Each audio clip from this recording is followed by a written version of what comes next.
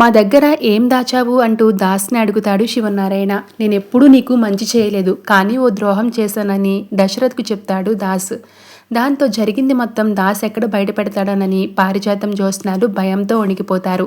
అసలు నువ్వు ఏం చెప్పాలనుకుంటున్నావు అని శివనారాయణ అడగ్గా జ్యోత్స్న గురించి అంటూ దాస్ పెద్ద బాంబు పేలుస్తాడు. మావయ్య నిజం చెప్పేస్తాడా ఏంటి అని కార్తీక్ కూడా కంగారు పడుతూ ఉంటాడు. అటు దశరథ్ కూడా నన్ను చంపాలని చూసింది జ్యోత్స్న అనే చెప్తాడా అని ఆలోచిస్తూ ఉంటాడు. చెప్పు, జ్యోత్స్న గురించి ఏం చెప్పాలంటూ శివనారాయణ జ్యోత్స్న నిలదీస్తాడు. దాంతో దశరథ్, కార్తీక్ ఇద్దరూ కూడా దాస్ నిజం చెప్తుండగా అడ్డుపడతాడు.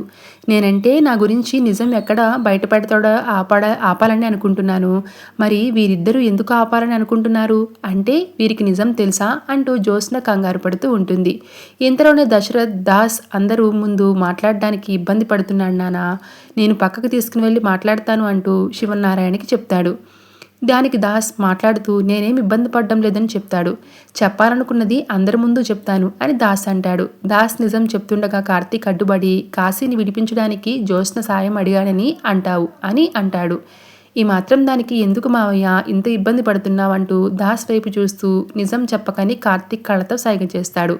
బయలిప్పించమని నేరుగానే పెద్దాయన్ని అడగొచ్చు కదా అని అంటూ ఉంటాడు కార్తీక్. అరే దాస్ను మాట్లాడినివ్వు, మధ్యలో నీవు ఎందుకు మాట్లాడుతున్నావు అంటూ శివనారాయణ కార్తీక్ని తిడుతూ ఉంటాడు. చిన్న మావయ్య కూడా అదే చెప్పాలని అనుకుంటున్నాడు. ఏం మావయ్య అంతేనా అని కార్తీక్ దాస్ను అడగ్గా కార్తీక్ మాటలు అర్థం చేసుకున్న దాస్ అవునలుడు అంటూ నిజం చెప్పకుండా ఆగిపోతాడు. దాస్ నిజం చెప్పకపోవడంతో జ్యోత్స్న, పారిజాతం ఊపిరి పీల్చుకుంటాడు. కాశీ బెయిల్ గురించి శ్రీధర్ అడిగాడు, కానీ నేనేం మాట్లాడలేదు. వాడిని జీవితంలో క్షమించకూడదని అనుకున్నాను.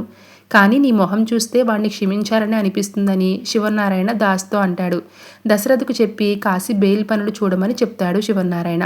కాశీకి బెయిల్ ఇప్పిస్తానని పెద్దాయన చెప్పడంతో మీకు చెడు చేయాలని చూసిన వారికి కూడా మీరు చేసే గుణం మీలో ఉందంటూ దాస్ అక్కడి నుంచి వెళ్ళిపోతాడు. Thank you so much for watching.